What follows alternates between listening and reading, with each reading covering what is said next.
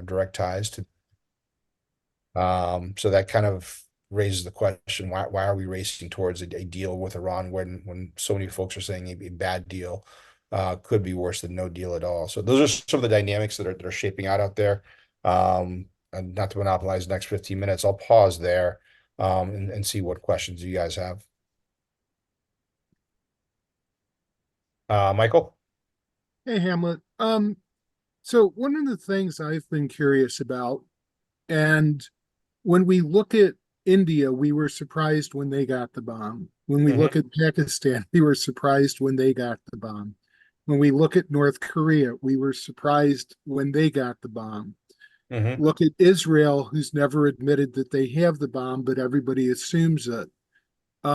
Given this history of us underestimating the time frames, do we really think that Iran doesn't necessarily have the bomb? I mean, they have no reason at this point to say we already have it because they benefit from the uncertainty and everybody going, we want to make deals to keep you from getting the bomb. Yeah. Look, just to say that is there a possibility that Iran has enough fissile matter for a nuclear weapon? Yeah, that's very much possible. Do they have it? Have they not tested it? Those are all questions that are out there. They've demonstrated the capability to get to weapons grade enriched uranium. All speculation right now is they're still only at 60%. You need 90% for full weapons grade enrichment. So that's, I think, the one key that people are keying in on. Now, a lot of this is relying on IAEA and some of the disclosures that we're getting out of Iran. So that is not necessarily a good strategy. Listening to somebody who's probably going to lie to you. But to your point, Iran, yeah, could easily have the fissile material they need. And then it gets into the question of how close are they to having the technology to weaponize it, meaning to actually create a nuclear explosion. And then the last part of it is going to be, okay, now they have the fissile matter.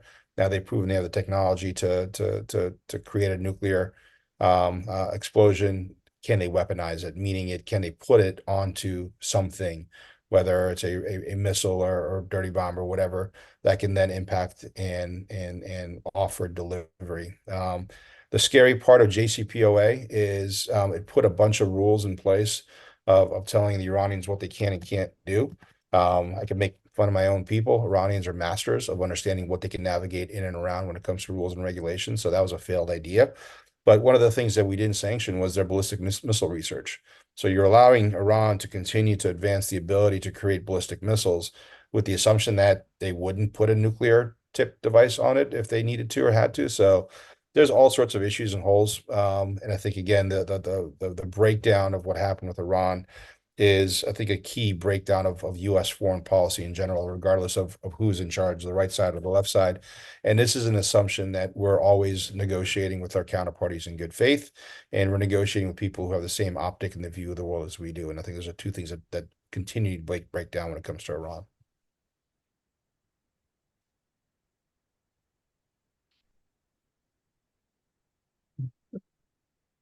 Hamlet, sort of two questions for you.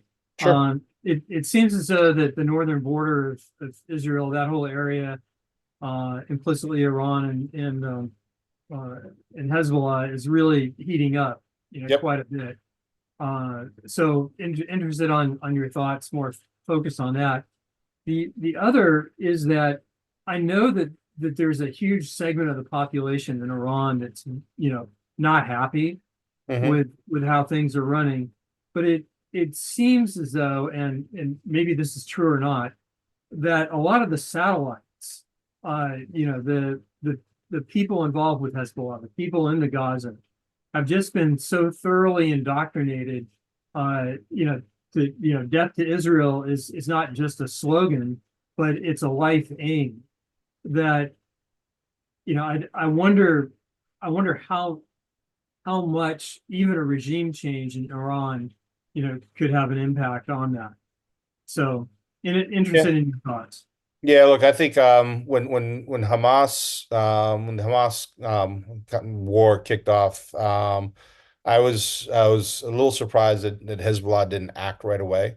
But I think they were waiting for either their opportunity or their go ahead to engage. And I think we're entering those waters now where Israel has done a pretty good job now in terms of the human toll. They've been very effective in terms of degrading the Hamas capability to fight.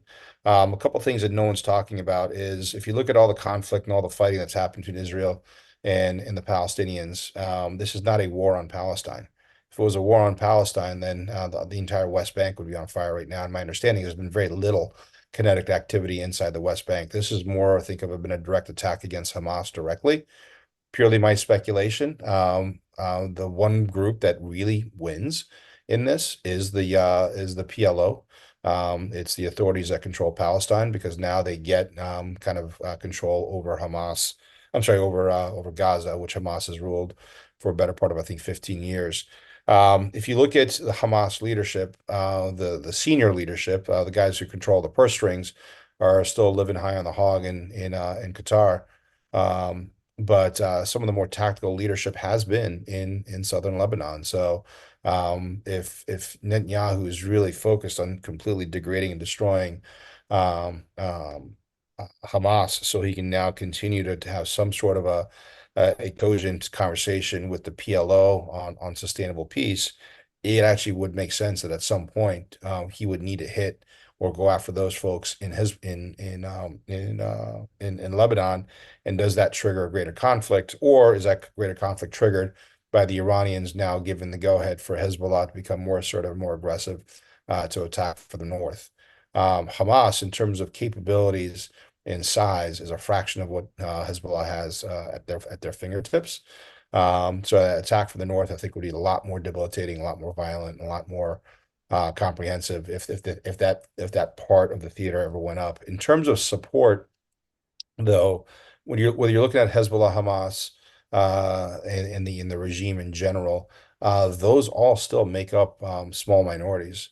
If you look at kind of positioning, messaging, information warfare, one of the things you're starting to see happen is in terms of Iran, and this is where I think we need a lot more of is from a messaging standpoint. You have billions and billions of dollars of sanctions relief that the Obama administration has given to the Iranian people.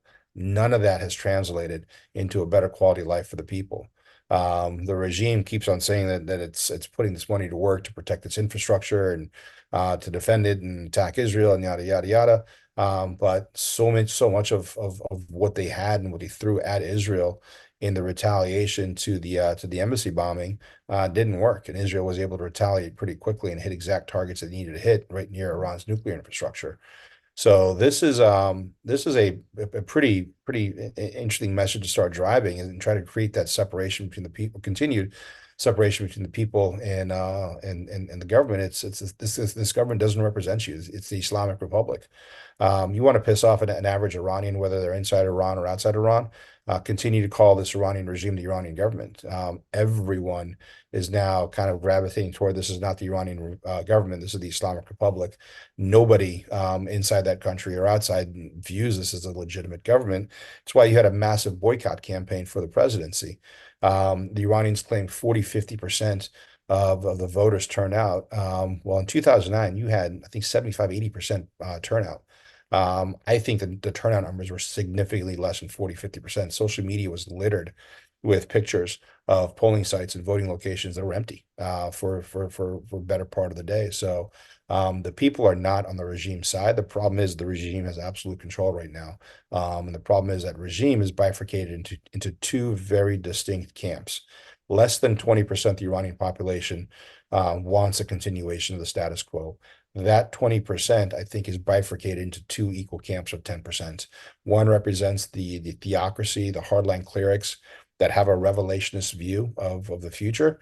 And the other 10% represents the military industrial complex who came from the religious ideology, but over time have just grown so corrupt that they realize they're sitting on a 75 million person economy driven by fossil fuels. And the best way to maintain that control and that primacy may be to eliminate the clerics, so they can have absolute control of the economy. So if you talk about regime change, that I think in the near term is possible. But now you're left with a Putin-style oligarchy that's in charge of a country that could be a nuclear state. The benefit of that is I don't trust a bunch of Shias that want to see their version of end times to have access to nuclear weapons, because ending the world is just that next step to euphoria. But put nuclear weapons in the hands of a bunch of corrupt IRGC and clerics and bazaris and industrialists inside Iran.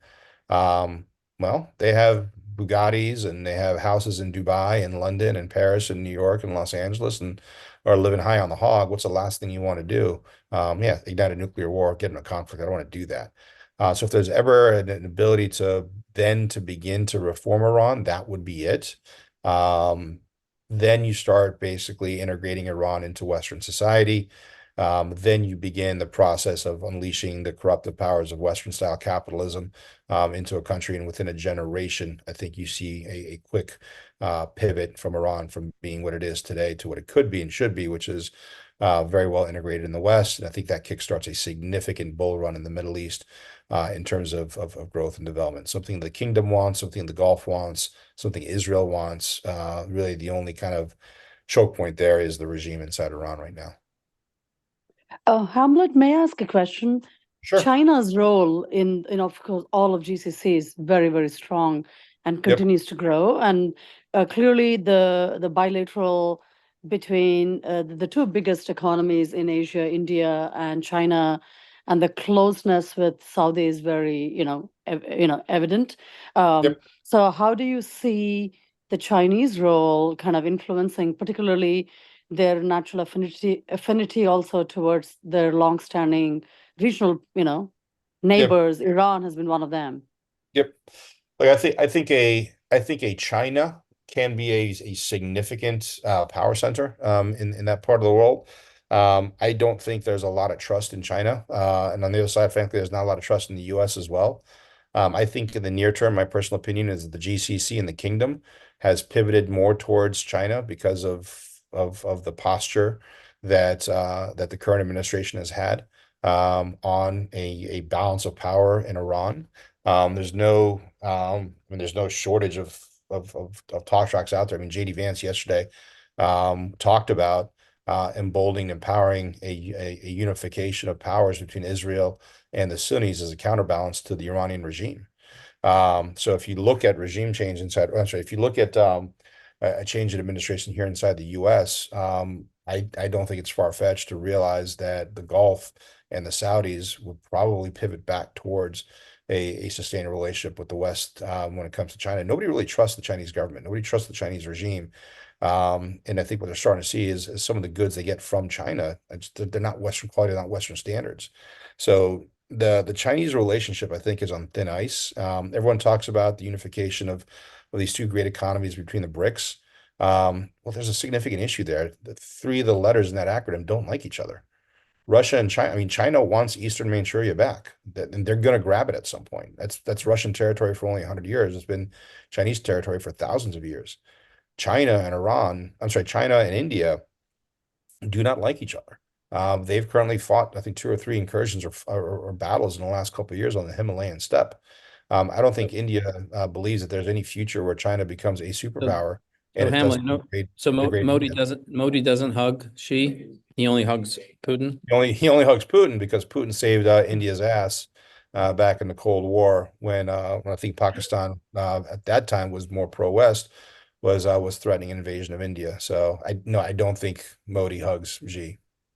Well, I was in the China breakout, and someone was saying, "When's the last time China has gone to war and attacked?" And there are skirmish. Like you asked Tibet, you asked Yeah. The borderline. But when have they gone beyond those borders? Well, those are still borders. Yeah. Those are still borders. China fights by not fighting. China causes you to fight internally, and China causes others to fight you. Which is why I think there is a distinct possibility that he could instigate or motivate a conflict or a flare-up between Pakistan and India. That's a scary thought. because now that potentially weakens or degrades India. But I don't think there's any future, like I said, where India is going to succeed if China is a global superpower. If China comes out of this as a federal style government, where it's a bunch of independent states that are tied into their version of DC being Beijing, and looks a lot more like the US, then I do see a future where China can be a very cooperative, positive partner in the Middle East.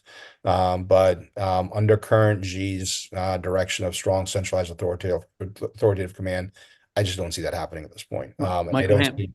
Michael Hammer's got a quick So question. Hamlet, What- just to kind of add Anita- another quick clarification to that, is the technological underpinning, China is definitely, after the United States, is very strong, and they're actually pushing the technologies, the infrastructure layer to a lot of the world.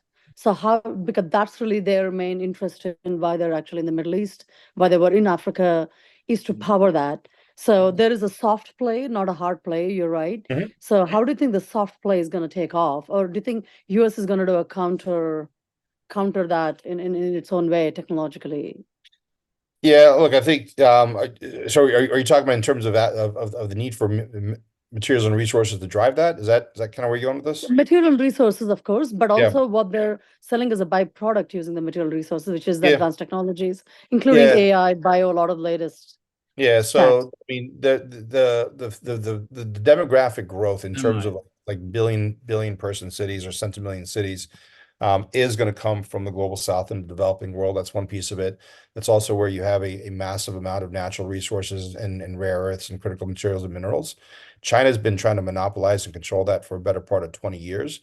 But what you're starting to hear consistently is these third world or developing countries are starting to realize that the Chinese aid they've taken in is no different than a loan shark or a payday loan. These are loan to own programs where the state's coming in, they're bringing in their own people to build these projects, and they're leaving their people behind. It's a way to grab natural resources and assets.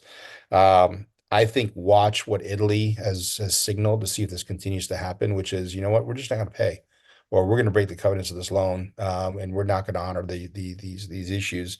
This is going to create some significant pressures on China, because if everyone begins to default and walk away from China, they're exposed. And that's going to create some massive economic pains for them at home.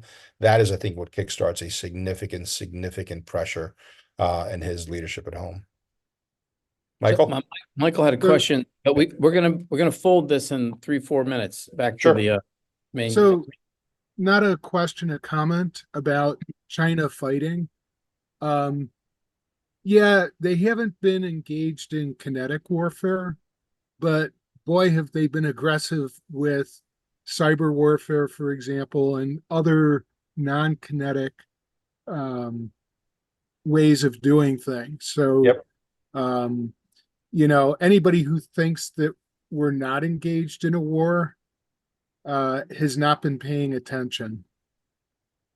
Read the book Unrestricted Warfare. It was written 25 years ago by two PLA commanders, and it laid out systematically how China was going to wage war against the West over a 20-year period. And to a T, it's coming out. And Michael, you hit it spot on.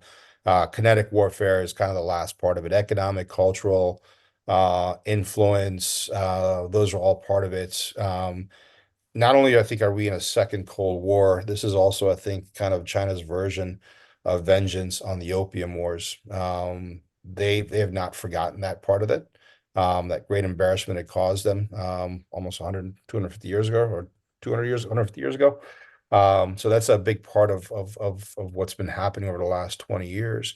But cyber, intellectual property theft, information disinformation, the fentanyl campaign again in the southern border, those all play a part into it. And I think we're just now starting to wake up and realize the extent of what's been happening.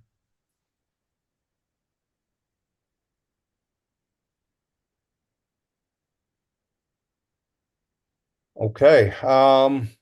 If there's nothing else, then let's get back into the main room. I put my email, my LinkedIn, in the main chat. I'll put it here again as well. If you guys want to stay in touch, more than happy to continue the conversation. Yeah. Oh, Hamlet, just as a side note, down the theology side of things, I had heard that Hamas credited the arrival of the red heifers as one of the things, which of course is a precursor to building out the third temple in Israel. Yep. As being one of the reasons for October 7th and the timing thereof. So you're absolutely right. You can't discount the religious angle on this. Yep. Whether you believe in religious prophecy or not, if someone is convinced that this is their outcome, that's their outcome. That holds true for an individual who thinks they're a success or a failure. It also holds true for a nation who thinks they're going down that path, which is a scary thought. So true. Thank you so much. This is great. Yep. As always. Great. Thank you very much indeed. Yep. Thank you. Yep.